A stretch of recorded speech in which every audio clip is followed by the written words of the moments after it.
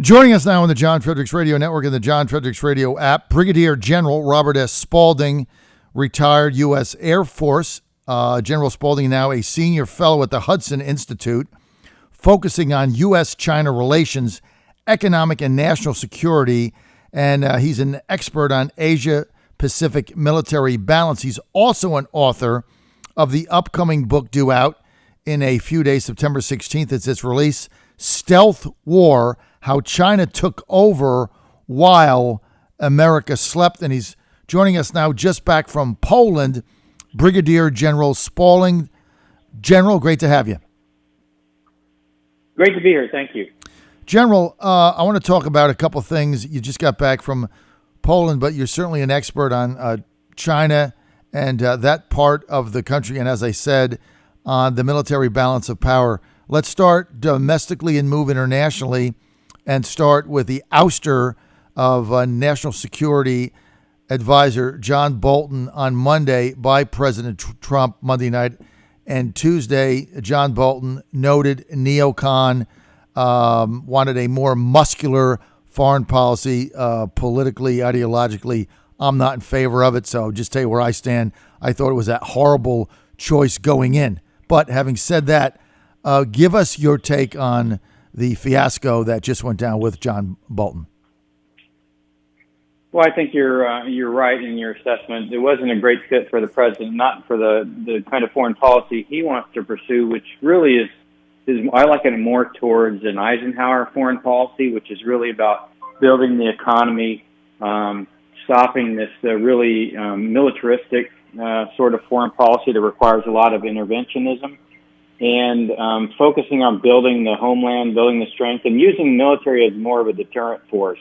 I mean, clearly, there may be times when we need to use the military, but we have a lot of other tools in the tool chest that the U.S. can use, and he's focused on using those, and essentially husbanding American strength, rebuilding the industrial base. It's been wiped out since China entered the WTO to the point where we've got Chinese companies building circuit boards for F-35. So it's a real challenge that he's focused on.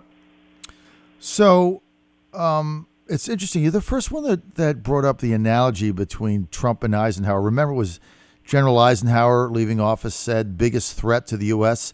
military-industrial complex, right? Those of us old enough like me to remember that or studying it. And then also, of course, General Eisenhower, President Eisenhower, spending all that money to build our interstate highway system that you can't imagine. You can't even go back now and imagine how this country was transportation-wise before we had the interstate system. So I hadn't really thought about that analogy. It's an excellent one. So, General, where does the president go now for a national security advisor? I mean, he's been through Gerald Flynn problems there. General McMaster, I personally was not a fan of his either, but at least he didn't air dirty laundry outside of school. I had a lot of respect for that. Where does the president look for an NSC director now? Yeah, so, personally, I would look outside kind of the Beltway. There's a blend of technological competition that requires some technology competency. Understanding, kind of what are the challenges with regard to 5G, artificial intelligence, big data analysis, and social media networks. It's playing a big role in essentially influencing population. So you need to understand that. You also need to understand kind of financial markets, trade, investment, how China uses, really American money through access to, Western capital markets to then turn around and buy up Western technology, how the university systems are working. I mean, you really have to have somebody that understands globalization really well, understands the technology competition really well, understands the dynamics of military competition well, because we have some really poor dynamics with regard to force mix, which is really not making our ability to do conventional deterrence very well. So, I mean, the person, quite frankly, is probably not within the Beltway because we're far too focused on kind of the military application of national security. and not the other elements of national security. Even diplomacy, has broken down in the kind of the globalized world where we've gotten away from really, educating and advocating for our principles, democratic principles, but also free market principles. There's this false narrative that, by instituting tariffs against a predatory or parasitic economy, that we're breaking the free trade system. The free trade system was broken by the number two economy basically deciding not to follow it. And so, this requires much more, concerted thought about economics and finance and diplomatic efforts and certainly how information and media is different in the 21st century. It's a tough bill to reach. What about Brigadier General Robert Spalding for NSC director? Oh no, I've been in that. I'm trying to, from the outside, essentially advocate and educate all of these challenges that are going on, and really, and that's what the book's about. It's really about talking about everything I've learned in the last 5 or 6 years, talking in the businesses, talking to Silicon Valley, talking in Wall Street, and really understanding what are the dynamics at play in our world and how and then the book is really for the regular American on the street that wants to understand why cannot they not achieve the American dream anymore, and then how that is tied closely to our ability to, in a geopolitical sense, get our interests fulfilled in the international order. So, that's where I'm focused. I'm trying to help the American people understand what the hell happened after the end of the Cold War. General Spalding, the president talked about having a meeting with the Taliban at Camp David. Apparently that was in the works along with the Afghan president. And, of course, he called that off during the attack, which sent the signal to the president that, A, he can't trust them or depend on them to control their own military apparatus, or that's at best, at worst, they're totally irresponsible. So he called off the meeting. I had former Ambassador Ann Patterson on my show Wednesday. She was ambassador to Pakistan and Egypt. And Ambassador Patterson said, if the president had ever actually met any of these Taliban characters, he'd have never even dreamed of having them at Camp David. And I said, why is that? And she said, because they're nuts. This is a former ambassador. Is that an accurate statement? And did you think that meeting with the Taliban at Camp David had merit? So I think what the president is trying to do is actually, fulfill his promise to the American people, which is get us out of a war that we've been in for 19 years.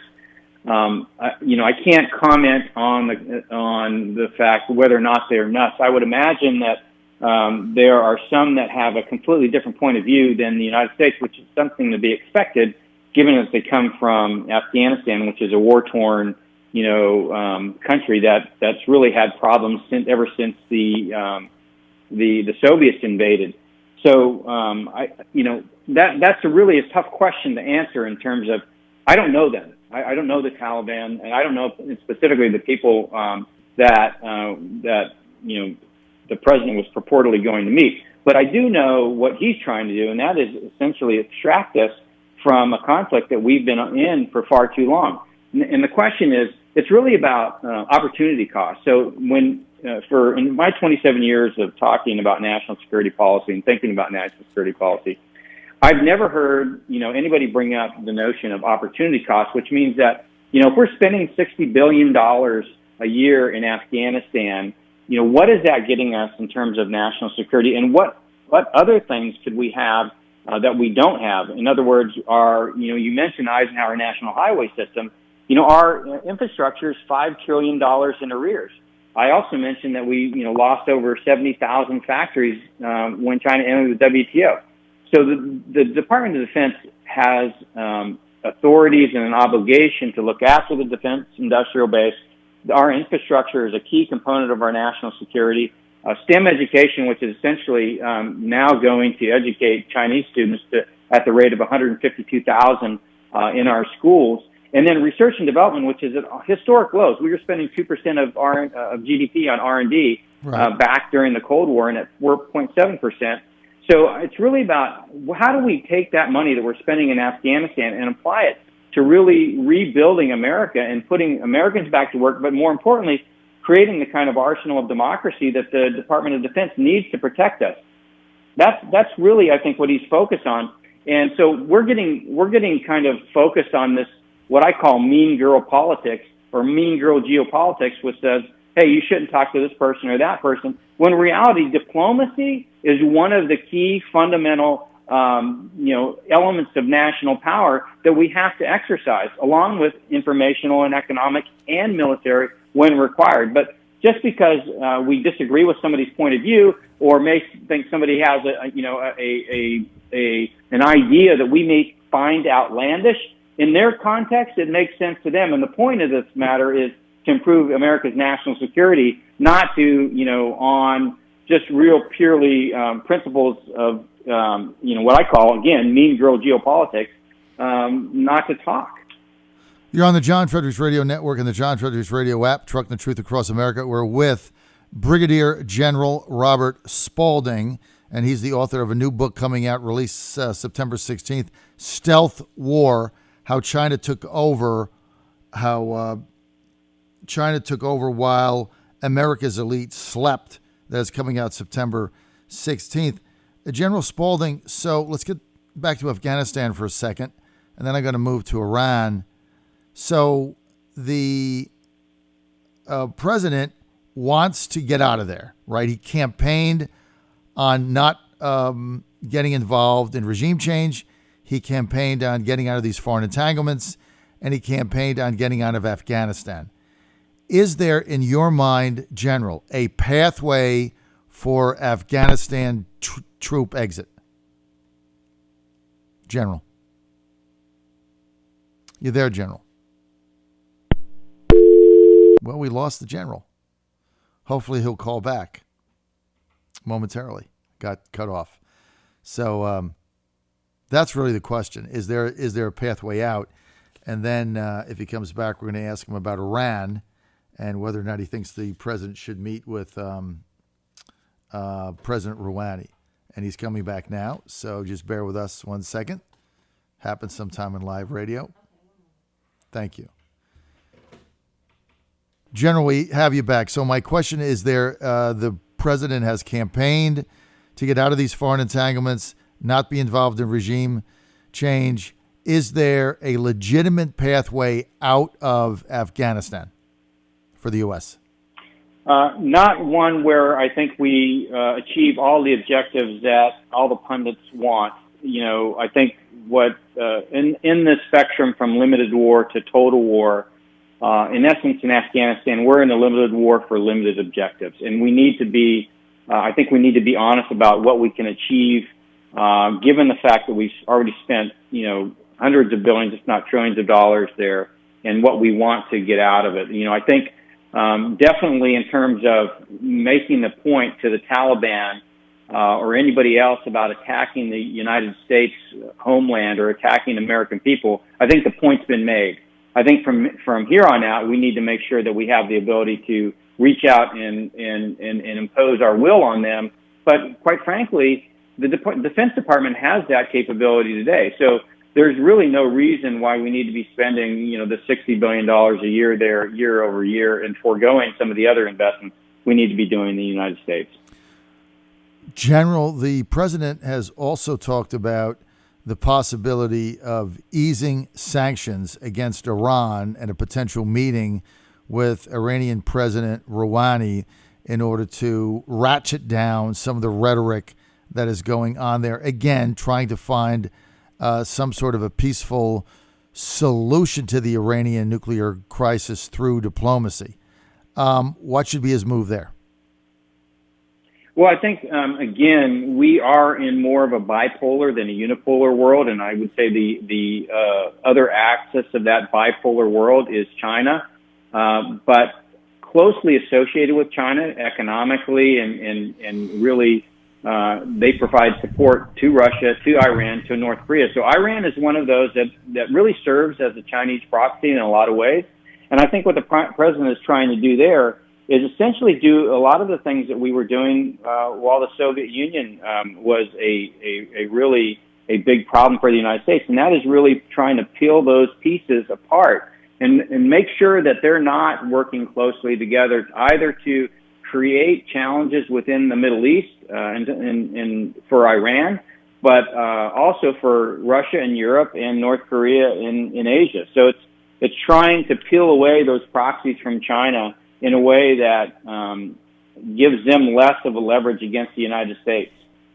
If you were advising the president right now on his China overall policy, and people say trade war, trade policy, he has a China policy where it all ties in. Is there one piece of advice that you would give him, one thing that you would change or perhaps alter, sir?